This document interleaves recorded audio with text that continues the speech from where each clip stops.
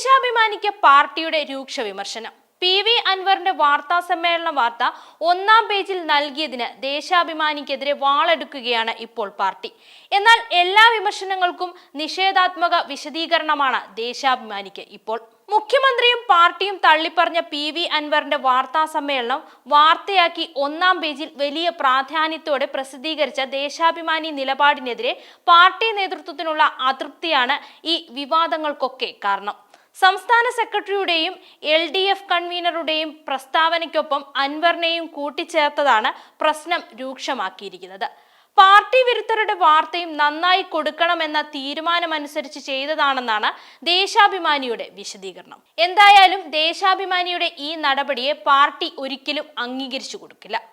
Party വിലക്ക് ലംഘിച്ച് അൻവർ നടത്തിയ സുദീർഘമായ വാർത്താ സമ്മേളനം പിണറായി വിജയനെയും പാർട്ടി നേതൃത്വത്തെയും എല്ലാം കീറിമുറിക്കുന്ന തരത്തിലായിരുന്നു.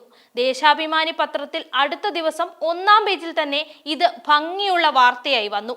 അൻവർ ഇടതുപക്ഷ നിലപാടിൽ നിന്ന് മാറുന്നുവെന്ന MV ഗോവിന്ദന്റെയും അൻവർ പാർട്ടി ശത്രുക്കളുടെ കയ്യിലെന്ന LDF കൺവീനറുടെയും പ്രസ്താവനയ്ക്കൊപ്പമാണ് അൻവറിനും ദേശാഭിമാനി ഒരു സ്ഥാനം കൊടുത്തത്. പോരാത്തതിന് TP രാധാകൃഷ്ണന്റെ പ്രസ്താവന ഒരു കോളത്തിൽ ഒതുക്കുകയും അൻവറിന്റെ വാർത്താ സമ്മേളന വാർത്ത അതിനേക്കാൾ പ്രാധാന്യത്തോടെ നൽകുകയും ചെയ്തു. മുഖ്യമന്ത്രിക്കെതിരെ അൻവർ പറഞ്ഞ കാര്യങ്ങളെല്ലാം വള്ളിപുള്ളി തെറ്റാതെ വിശദമായി തന്നെ റിപ്പോർട്ടിൽ ഉണ്ട് താനും. മറ്റു പല CPM നേതാക്കളുടെയും പ്രസ്താവനകൾ അന്ന് പത്രം കൊടുത്തതുമില്ല. ഇതോടെ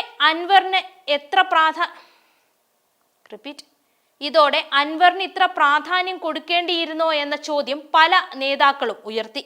എന്നാൽ ഈ ഉയരുന്ന ചോദ്യവും വാളെടുപ്പുമൊന്നും ദേശാഭിമാനിയുടെ രോമത്തിൽ പോലും ഏശിയിട്ടില്ല എന്നാണ് കരുതേണ്ടത്. കാരണം ആലോചിച്ചെടുത്ത തീരുമാനമെന്നാണ് ദേശാഭിമാനിയുടെ വിഷയത്തിലുള്ള വിശദീകരണം തന്നെ.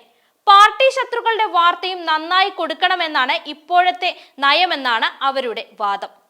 മോഹൻലാലിന്റെ പേരിൽ എഴുതിയ ലേഖനത്തിൽ ഗുരുതര പിഴവ് വന്നതിനെ തുടർന്ന് കണ്ണൂർ ന്യൂസ് എഡിറ്റർക്കെതിരെ നടപടിയെടുത്തതിന് തൊട്ടു പിന്നാലെയാണ് ദേശാഭിമാനിക്കെതിരെ പുതിയ വിവാദം തലപൊക്കിയിരിക്കുന്നത്. അതും സ്വന്തം പാർട്ടിയിൽ നിന്ന് തന്നെ.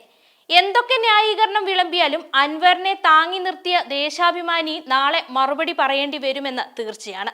സ്വന്തം പാർട്ടി പത്രം തന്നെ പാർട്ടിയെ അപമാനിച്ച തരത്തിലേക്ക് കാര്യങ്ങൾ നീങ്ങാൻ ഇനി അധിക ദിവസം വേണ്ടിവരില്ല. ഈ വീഡിയോ നിങ്ങൾക്ക് ഇഷ്ടമായാൽ ലൈക്ക് ചെയ്യുക. കൂടുതൽ വീഡിയോകൾക്കായി യോഗനാഥം ന്യൂസ് ചാനൽ സബ്സ്ക്രൈബ് ചെയ്യുക.